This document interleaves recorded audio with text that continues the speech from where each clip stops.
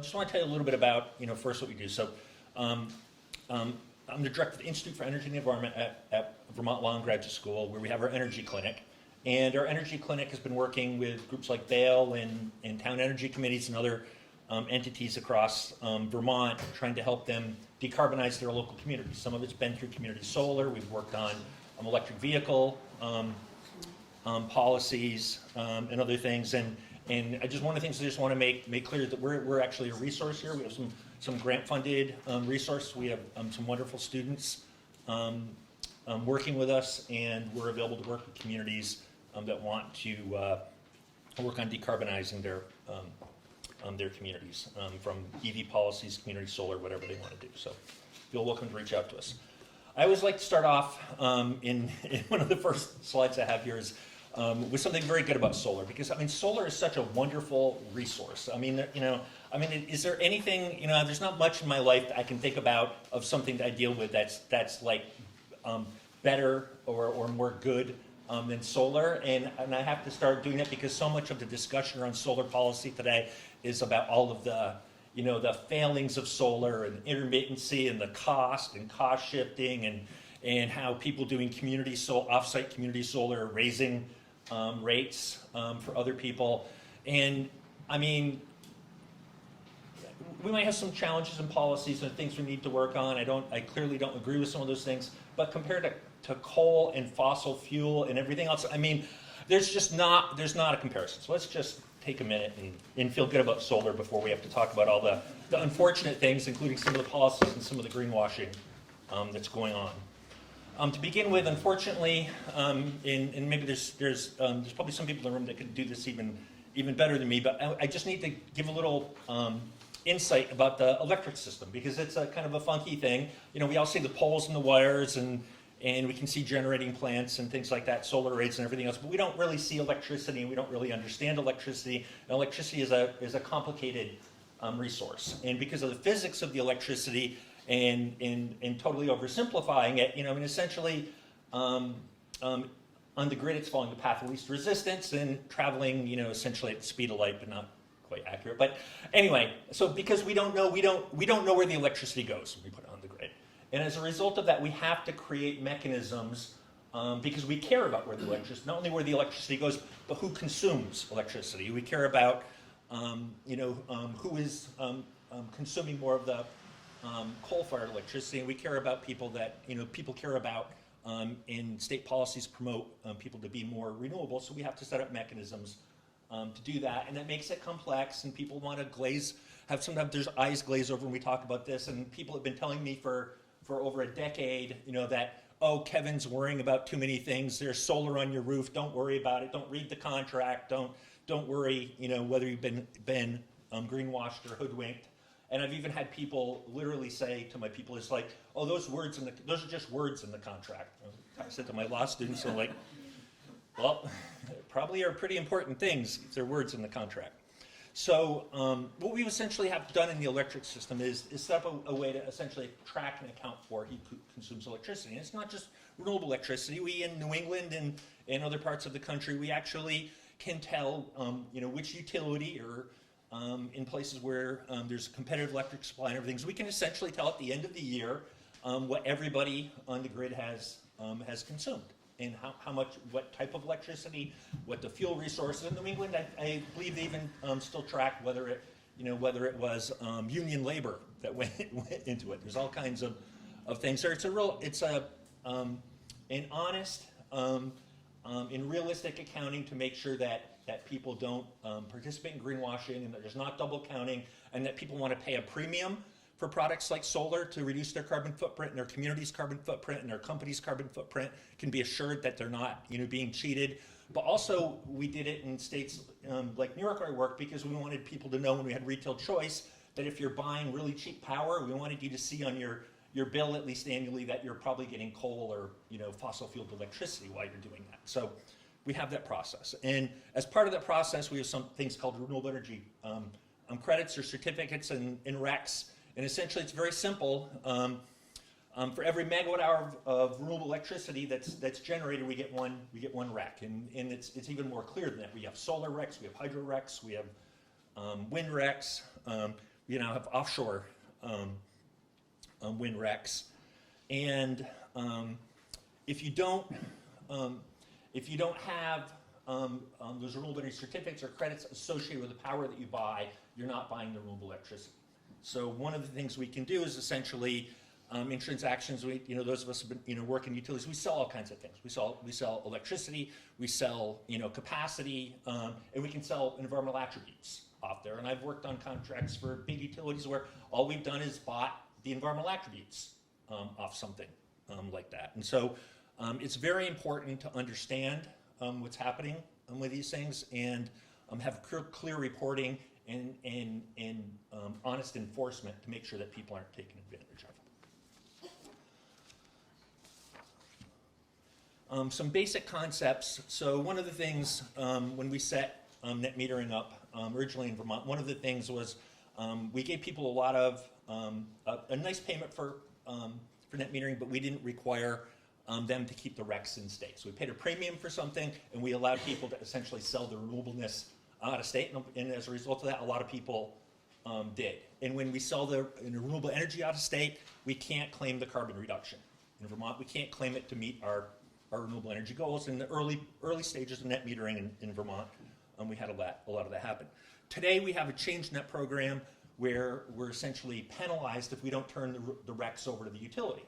And when we turn the RECs over to the utility, we're not buying, if it was Bale's, they had solar panels on the roof, Bale would not be buying solar energy. They'd be buying just the energy off the grid, which is, as we'll see, is not much solar energy when you buy it from GMP. That's a couple concepts to remember. And there's also another important concept. So believe it or not, when we talk about greenwashing and doing things right, one of the entities in this country that are really helping lead the renewable energy revolution and doing things, and to me setting the gold standards, is actually corporate America. I mean, Apple, Google, Microsoft, General Motors, and I'll talk a little bit about an example from Walmart, Target Corporation. They're going out and doing the right thing. They're trying to do something we call additionality, which is essentially to make sure that their actions for in purchasing renewable energy result in additional renewable energy being on the system to offset their energy use, and they go beyond just buying RECs from Hydro-Quebec or something else. They want to, or some old hydro or biomass. They want to be able to point to a wind or solar project and keep the bundled RECs from that and be able to make the claim that if not for their action, there would not have been that additional solar energy put out there. And they deserve a lot of credit. And during some of those difficult Trump years and other years, it was really state leadership and corporate America that were driving the clean energy revolution. I'm going to give kind of an example because a lot of people say to me, well, does this really matter? I mean, whether I have the RECs or not, and so I want to just talk a little bit about Walmart. And I like to say to town energy committees and others is like, well, if we have a renewable energy policy, shouldn't we at least try to make sure that we try to have a standard that's as high as Walmart's? Because we don't really want to be doing things that Walmart wouldn't do because they didn't think that it was ethical or was greenwashing. So one of my students was involved with this community solar project with Florida Power Light, and it was called the Solar Together program. And Walmart intervened into the proceeding, and their big issue was, if we're going to participate in this, and we're going to participate in Florida Power and Light's Solar Together program, we want it to be very clear that Florida Power and Light retires those RECs on our behalf and doesn't use them to meet a state goal, which is non-existent in Florida, or sell them to others. And the reason they essentially made that argument is because without doing that, they wouldn't be reducing the carbon footprint of their facilities in Florida, and they'd be greenwashing, and they couldn't honestly make the green claims. At the end of the day, Florida Power and Light came back and said, of course we're going to do that, and we're going to retire the RECs. So I like to say we shouldn't, let's use Walmart's standard and at least do as well as Walmart in Vermont. And I want to talk about, there's a lot of things we could talk about here, but I want to talk about two basic policies in Vermont and how we're not meeting that standard of Walmart. And the two policies are kind of our overall policy, today encapsulated in something called the Renewable Energy Standard, but has gravitated over years. Years ago it was called the SPEED program. And then I want to talk about our net metering program. So our overall goals for the state and the state's utilities, and then net metering, which is our program for organizations like the Energy Clinic in Bale to work with communities to do either offsite solar or solar on their roof to reduce their local carbon footprint, largely from solar. Vermont has an interesting history. Net metering's been around a long time, from 1999 to today, and there was a period of time in the 2000, let's say 2016 was probably the peak of the period. We had an incredible net metering program here, incredible incentives, allowed off-site net metering. We're having a lot of solar being built through the net metering program. We had some flaws in it. One of those flaws, like I said before, was with our net metering program, we essentially allowed people, we paid them a lot of money, but we allowed them to sell the RECs out of state and not have it reduce Vermont's carbon footprint. Not a very good policy. We could have fixed that, very clearly by not doing that and preventing that. But most people that did solar, most homeowners and other people that did solar traditionally from net metering, they didn't use complicated financing things or whatever. They just put solar on the roof. They didn't create RECs. They didn't sell them. They just generated solar to reduce their carbon footprint, and it was in-state solar reducing the state's carbon footprint, reducing their community's carbon footprint. In 2005, I believe it was the Douglas administration. I know it was the Douglas administration, but someone probably will correct me and say that that's not the right year. But 2005, during the Douglas administration, the legislature was trying to put a statewide renewable energy program in place, and they couldn't get it through the governor's veto. Might sound familiar. We didn't have quite a big majority, I guess, back there at that time for the Democrats. But so what they did is they put in place what I have called many times the most fundamentally flawed renewable energy program in the country. It was called our SPEED program, the Sustainably Priced Energy Enterprise and Development Program. And the SPEED program essentially had a couple of components. It said that for at least 5% of the statewide load in 2012, we had to have long-term stably priced contracts for renewables, and 20% by 2017. So the end goal was 20% renewable by 2017. But they had this unique element, creative element, that went through our Democratic legislature to get the governor to sign it, and the SPEED program allowed people to separate the RECs from that was wind and solar projects being built and sell them out of state. It's, when I heard about it, I was shocked, because it was, we're paying, at some of the times, some of the projects we paid in those early days maybe as much as some of them 30 cents a kilowatt hour for solar at that time. And the REC prices were 4, 5, 6 cents that the utilities were getting from selling out of state and reducing the cost of doing that. But we're paying a premium price for renewables and then selling the renewables almost at a discount out of state. It was, no other state program like this. The basis of renewable portfolio standards in these statewide programs were encourage people to develop renewables and keep the RECs bundled and reduce them for the state. I still don't understand today what our legislature was thinking in passing that. And that stayed around for a long time. 2015, it finally ended, and I could spend a lot of time telling stories about things happened around the SPEED program, but it's history. But it was the most fundamentally flawed program in the country. Some people said to me, it's like, well, didn't Arkansas have a worse program? They didn't care about renewables. And I said, right, Arkansas didn't care. So I apologize to anyone from Arkansas. Arkansas, they didn't care about renewables, but they didn't put a program in to give us the perception that they cared about it. And here in Vermont, we're acting like we care about climate change, and we care about reducing our carbon footprint, and we're going to essentially create this perception. But the reality was there was actually a period of time where, because of our state SPEED program, which is our renewable energy program, and the retirement of Vermont Yankee, there was a window of time where we doubled our electric sector carbon emissions because of the retirement of Vermont Yankee, and because of our renewable energy speed program, because by selling the RECs out of state, we're actually increasing the carbon footprint of Vermont. I won't explain to you how that happened, but hell of a renewable energy policy. Anyway, the history after the speed program was there's lots of other interesting things that we could talk about there, but we don't have time tonight. But the history was we had Governor Shumlin at the time, and we had a solid Democratic legislature. So we should have been able to put in a really good renewable portfolio standard. Made it through the House, went to the Senate, died somewhere there. You know, I don't know all the gory details, but it certainly seemed to me like the governor and in industry and the utilities yanked the thing, their support for the thing at the time. And what that would have simply done is taking that speed program, 20% renewable by 2017, and slowly started phasing it in to be a real renewable program by requiring the utilities to retire those RECs. So it would have been a modest program, very low goals, and would have cost us some money because they're selling the RECs out of state and using that to reduce rates. But it would have been an honest renewable energy program. It failed. It didn't make it through the legislature.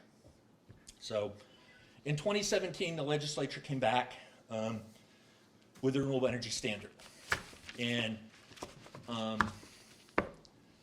I don't really know how to label a renewable energy standard because I can't call it the most fundamentally flawed because it's not as stupid and ridiculous and bad public policy as the speed program, but it was really something crafted to continue to let the utilities do what they were doing under speed and create the perception of having a very high renewable energy goal without actually developing renewables in Vermont, you know, significantly in terms of the overall standard. And the renewable energy standard required 55% of retail sales in 2017, rising to 75% in 2032 to be renewable.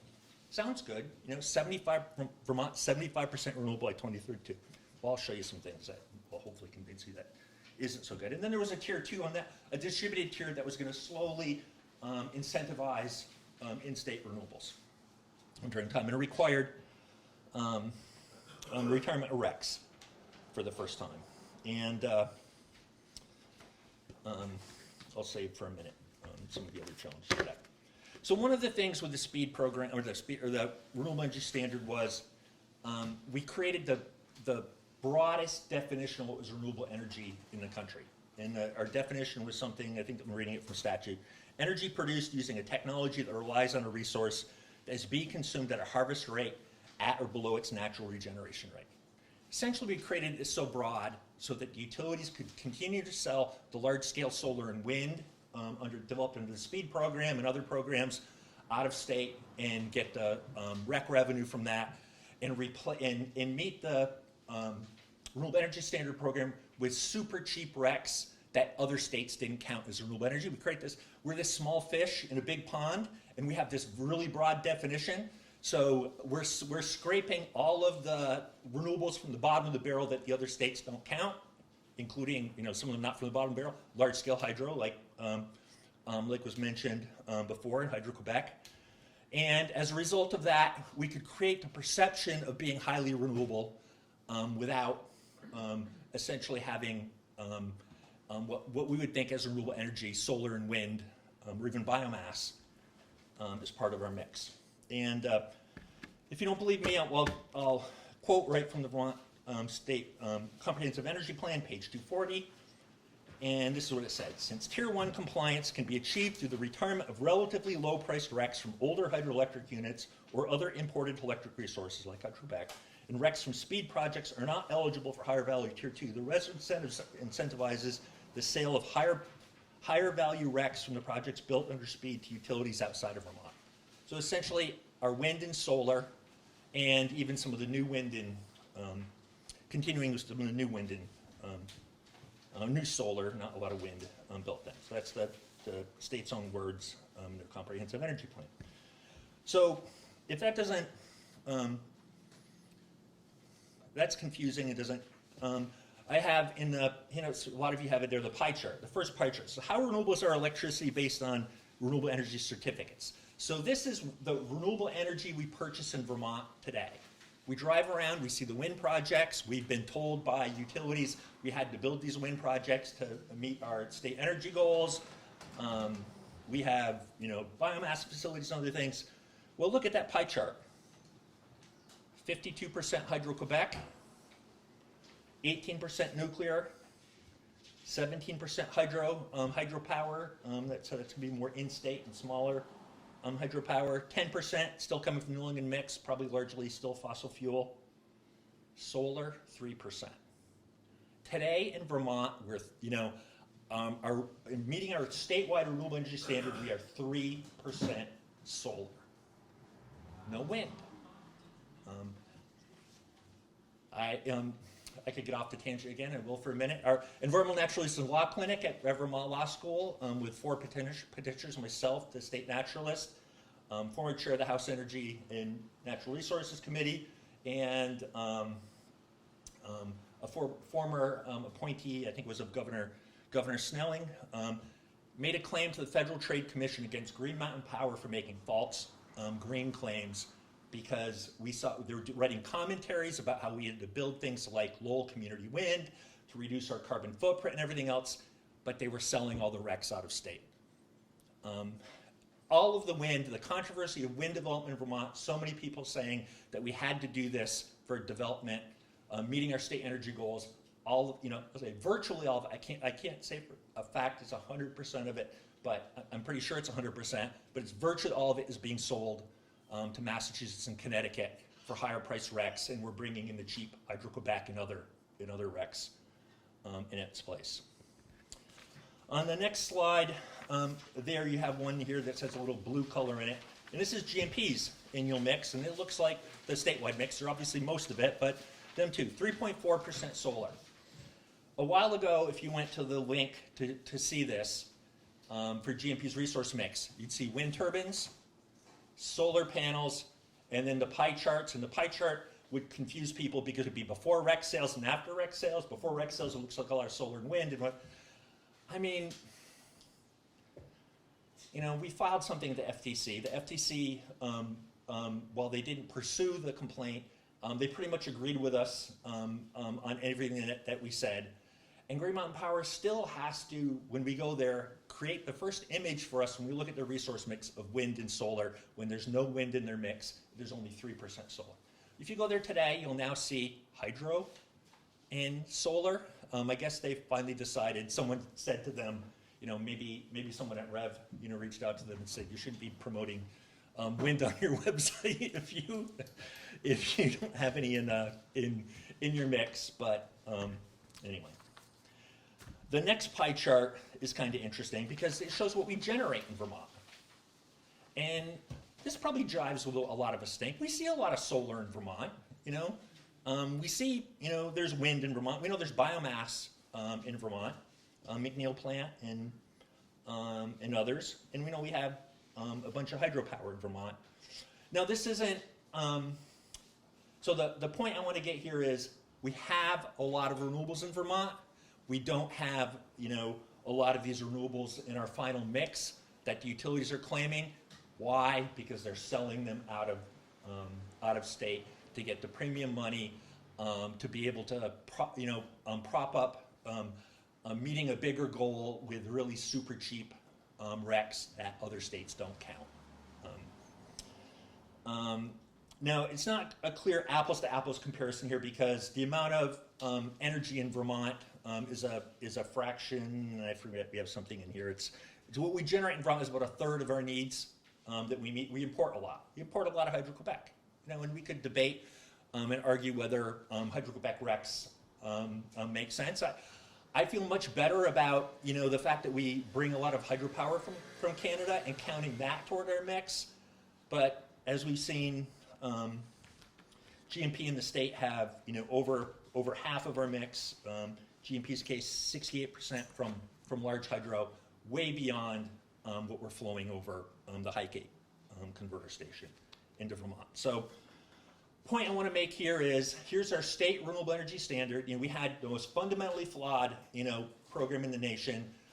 We went through and we created this, negotiated thing with God knows, who participated during the Shulman administration with the utilities and everything else, brought it through the legislature, created this perception of this, really high renewable energy standard. But if we compare ourselves to Massachusetts and New York, which, and Connecticut, which are buying all our wind and solar, developing offshore wind, putting real money into the process, our overall statewide renewable energy standard is by far, the nicest I can be about it is to say it certainly is not a leading, for northeastern states standard. We've concocted a way where we can very cheaply do things and look like we're more renewable than other states, or as renewable as some of the other states that are leaders for a super cheap price, while we essentially continue to sell all our large-scale wind and solar out of state. Okay, so that's my challenge in terms of the problem with our big overarching renewable energy policies, and there's much that could be fixed in the legislature to make that better.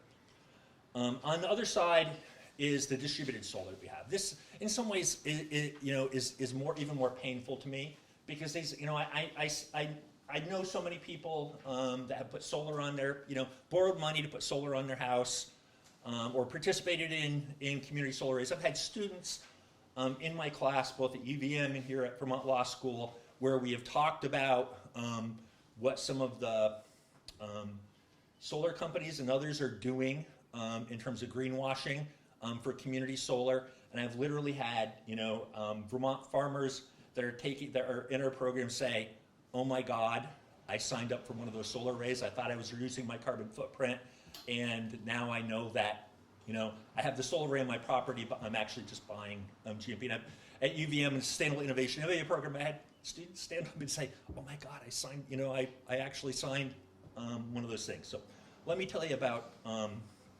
little bit about what's happening there. So once again, net metering, distributed solar, historically the roots of it, solar first started from those, just people like Chris that, off the grid, put solar on, and then there were a lot of us that put solar on through programs like net metering, where it wasn't cost effective, that we paid twice as much as what you pay today for less compensation. But many people that participate in distributed solar do it because they want to do something good for the planet. They want to reduce their own carbon footprint. Historically in Vermont, our net metering rules, and I'd say by and large, most people that were putting solar on their home were buying from a lot of the honest companies who were doing it, and not dealing with a lot of financing gimmicks and other things. We're reducing their carbon footprint. There were never RECs created, never RECs sold off. Many people for many years. And then we got into the era of Solar City and other things where we're doing all of this no upfront financing for solar. And we had companies in Vermont doing community solar, doing the same thing, where they come up to people and say, "Go solar with our company, no upfront cost. We'll put it here." And if you read the contract, you would see that the renewable energy certificates or renewable energy credits actually went to the solar company, not to you. I found things where Solar City was bundling millions of dollars of these things off residential roofs and stuff, and selling them into the market. But so historically, it became a growing problem with no cost financing and companies like Solar City. 2016, our net metering program essentially got sunset. We hit a cap and it got sunsetted, and the legislature, through the program, essentially turned it over to the Vermont Public Utility Commission to design a new net metering program. And at the same time, with the Renewable Energy Standard, they gave the Public Utility Commission the ability, but didn't require them to pay people differently depending on what happened with their RECs. During this discussion, pretty much everybody that I knew in the solar industry, some of my former students working for developers and everything else, went to the Public Utility Commission in their public hearings and everything around this rule and said, "Don't touch our RECs. Let us keep the RECs bundled, people that want to go solar, they want to reduce their carbon footprint, please let us do that. I think a meaningful policy would have been, as long as people didn't, unbundle and sell them out of the state, they should get the same compensation of other people. Unfortunately, the Public Utility Commission came out with a rule that essentially penalized people that did not turn their RECs over to the utilities. And so what happened during this time period? So we historically had some pretty large incentives that have gone away over time. But we went from a period where, generally the solar installer, because there was no financial gain loss for them, and it made the project that they were doing look economic. Essentially, when they filled out the permit, they would check the box that the RECs go to the customer, pre-2017. And that totally changed post-2017. And different installers were clearer than others, but generally, I'd say, if anybody here put solar in under the new rules in 2017 afterwards, I would go back and look at your things. If you actually think you're reducing your carbon footprint and that you're buying solar energy, I'd say there's a good chance that some of you actually have your RECs going to GMP or the utility for renewable energy standard compliance. And so what does that mean? That means that GMP counts them toward their renewable goals, and when they can do that, you're just buying the GMP mix or the utility mix, which is 3% solar.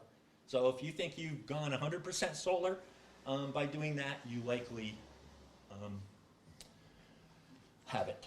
And Vermont is the only state that I can find that I have seen where there are some states that if you take an incentive that they want to take the RECs for state compliance, but they're the only state that I've seen where we actually penalize people from the net metering rate that don't turn it over to the utility.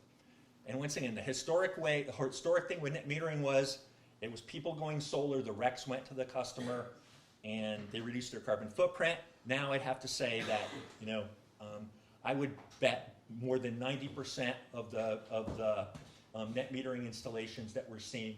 We still have some institutional entities like entities like us, Vermont Law Graduate School. We're trying to meet our climate goals.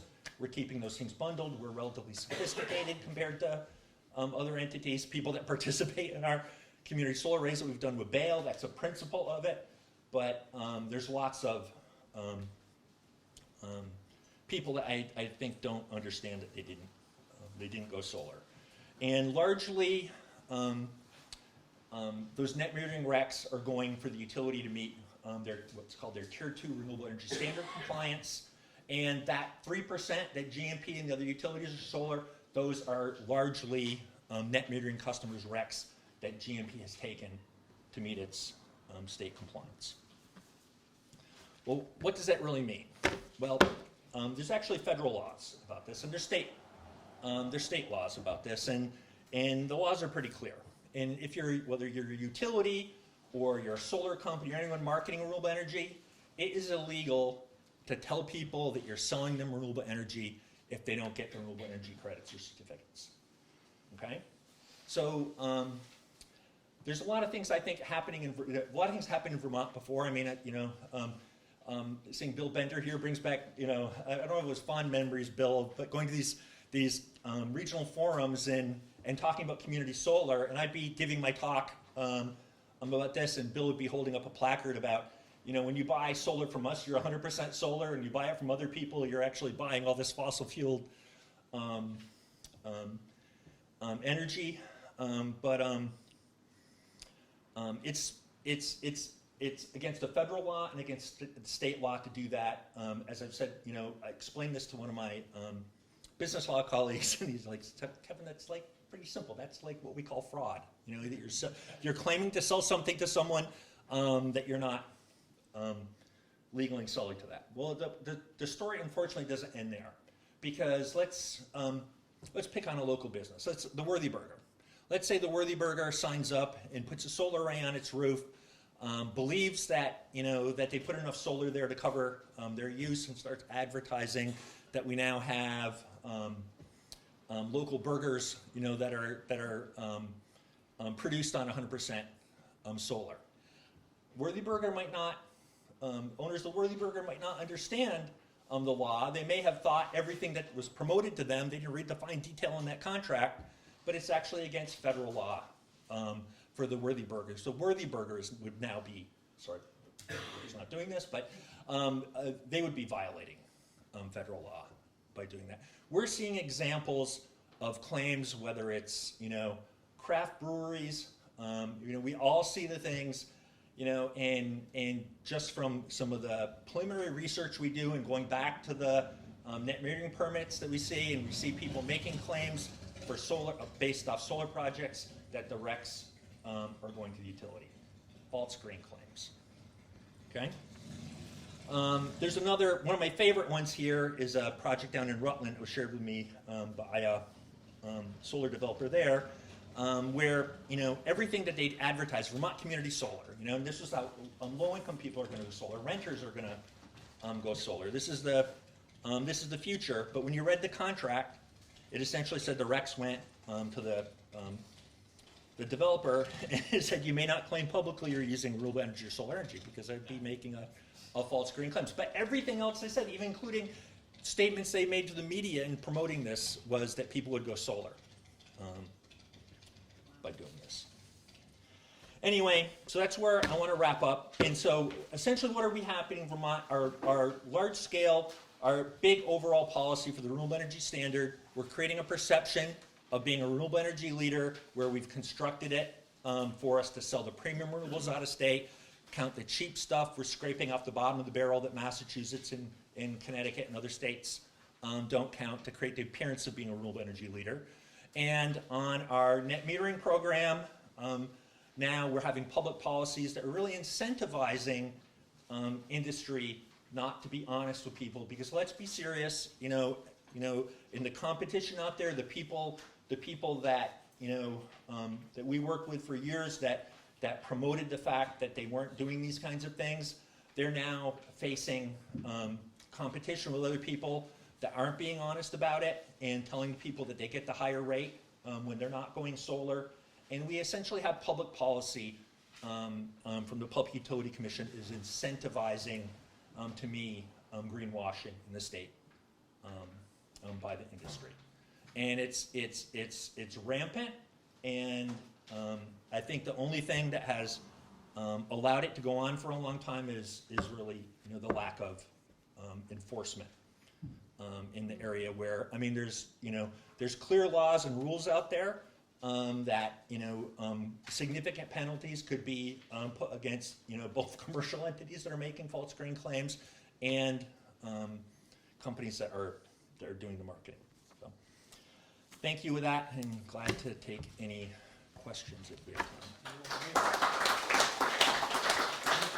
Do you want me to facilitate questions, or you're comfortable? Yeah, I can do that. I think I'm used to it. Go I have ahead. a question. Well, I got a question back here first. And then Chris.